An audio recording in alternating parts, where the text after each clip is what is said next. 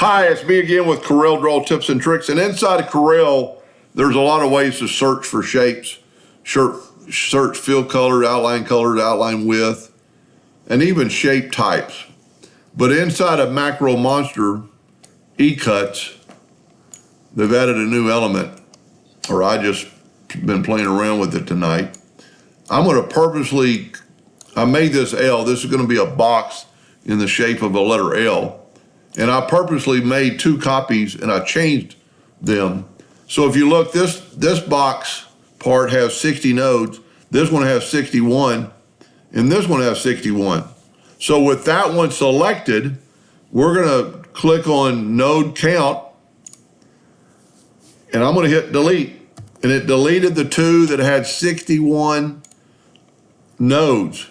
Same thing here, and even maybe a better scenario.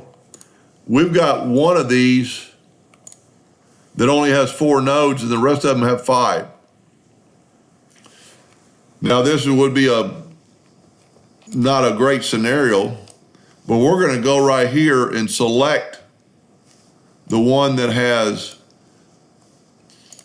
only 4 nodes. And I'm going to go right here to curve node count, and I'm going to search for all the ones, and I'm going to delete that one that only had 4 nodes.